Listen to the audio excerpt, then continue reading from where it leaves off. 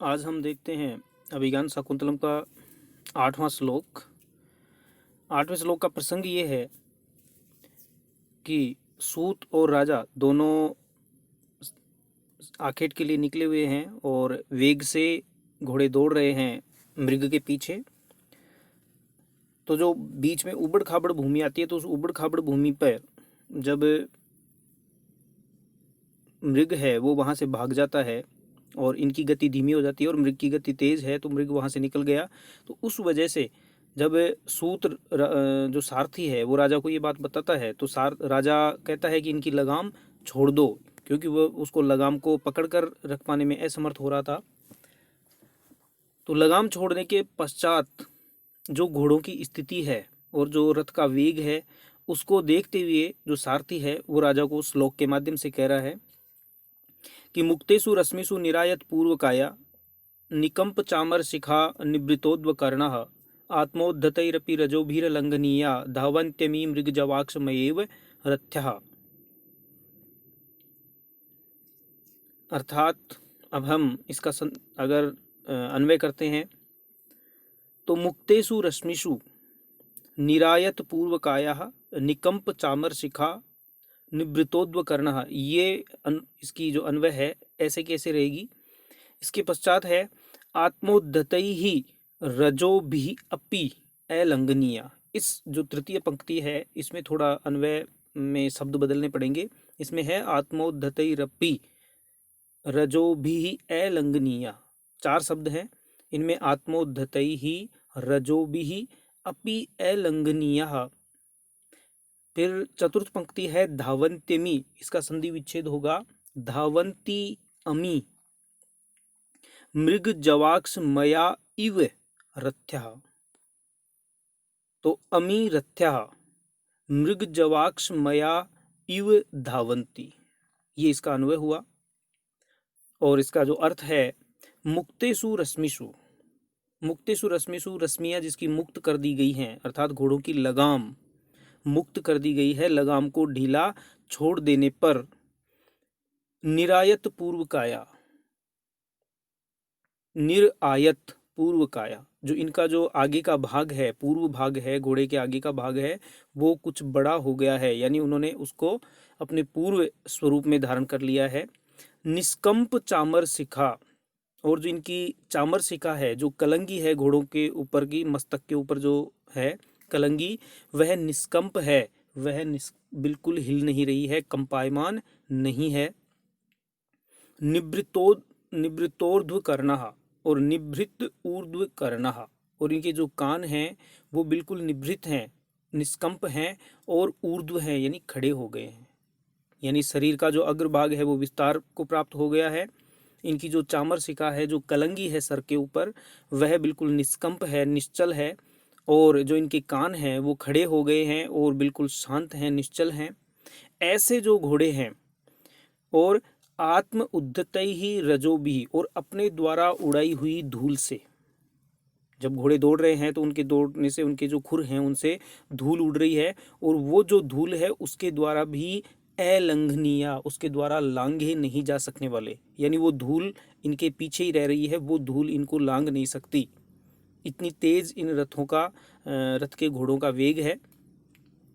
अमी रथ्यः, ये रथ के घोड़े, यानी उक्त विशेषताओं से युक्त ये रथ के घोड़े, मृग जवाक्ष मया इव, मृग जवाक्ष, मृग जव अक्षमया, अक्षमया का अर्थ है सहन करने में असमर्थ, और मृग जव यानी मृग का वेग, तो मृग जवाक्ष मया इव, मानो मृग के वेग को सहन करने में असमर्थ हूँ। जिस मृग के पीछे रथ दौड़ रहा था शिकार के लिए, वो मृग काफी वेग से दौड़ रहा था, और मानो उसके वेग को ये जो घोड़े हैं वो सहन नहीं कर पा रहे हों, इसलिए ये उससे भी तेज दौड़ रहे हों। अमी रथ्यः धावन्ति, ये रथ के घोड़े दौड़ रहे हैं, यानी ये घोड़े जितने वेग से दौड़ सकें उतने वेग से दौड़ रहे हैं।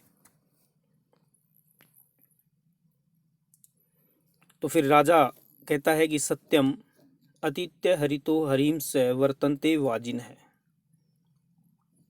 ये जो घोड़े हैं वो हरीम और हरित है, हरित यानी सूर्य और इंद्र के घोड़ों का भी अतिक्रमण कर रहे हैं। अतिथ्य यानी अतिक्रमण करना। तथा ही क्योंकि, और फिर आगे श्लोक कह रहे हैं राजा कि यदा लोके सूक्ष्मं व्रजति सहसा तद विपुलताम यदर्धे विच्छिन्नं भवति कृतसंधानमिव तत् प्रकृत्या यद वक्रम तदपि समरेखम नयनयोः न मे दूरे किंचित क्षणमपि न पार्श्वे रथ जवात। यानी यहाँ भी जो रथ के घोड़ों की जो वेग है, रथ के घोड़े कितने वेग से दौड़ रहे हैं, उस बात को ध्यान में रखते हुए राजा वर्णन कर रहा है कि यत आलोके सूक्ष्मम व्रजति तत् सहसा विपुलताम व्रजति। यहाँ ये दोबारा हो जाएगा उसका कि यत आलोके, जो प्रकाश में यानी दूर से देखने पर, जो वस्तु प्रकाश में या दूर से देखने पर सूक्ष्मम छोटी सी है, तत् अपि वह भी विपुलताम व्रजति, वह विशालता को प्राप्त हो जाती है यानी बड़ी हो जाती है। यानी जब मैं देखता हूँ तो दूर से वह छोटी सी दिखती है और घोड़ों का वेग इतना है कि वह देखते ही देखते विशाल प्रतीत होती है, यानी उसका वास्तविक स्वरूप मेरे सामने आ जाता है। यद अर्धे विच्छिन्नम भवति कृत संधानमिव तत्, यत अर्धे विच्छिन्नम तत् कृत संधानम इव भवति, और दूर से देखने पर यत अर्धे विच्छिन्नम, जो बीच में से टूटी हुई दिखाई देती है, कटी हुई सी दिखाई देती है, वह कृत संधानम इव भवति, कृत संधानम यानी जिसका संधान कर दिया गया है, जिसे जोड़ दिया गया है, ऐसी प्रतीत होती है। यानी वो इतनी गति है घोड़ों की कि जो टूटा हुआ है वो भी जुड़ा हुआ सा प्रतीत हो रहा है, यानी उसका आभास नहीं होने देते। प्रकृत्या यद वक्रम, तो यत प्रकृत्या वक्रम तत् अपि, तदपि का तत् अपि समरेखम,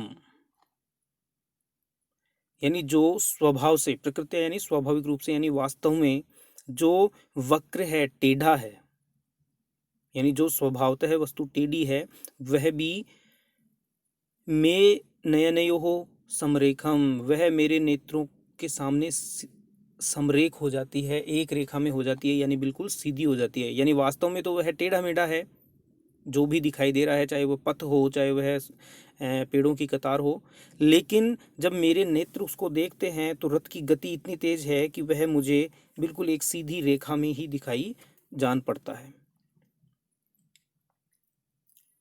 न मे किंचिद दूरम क्षणमपि न पार्श्वे रथ जवात। तो रथ जवात ये शब्द प्रारंभिक शब्द है कि रथ की गति के कारण, यानी रथ की इतनी गति है, इतना वेग है कि न मे दूरे किंचित क्षणमपि न पार्श्वे, यानी क्षण भर में न तो कुछ मेरे से दूर है और ना ही मेरे पास है।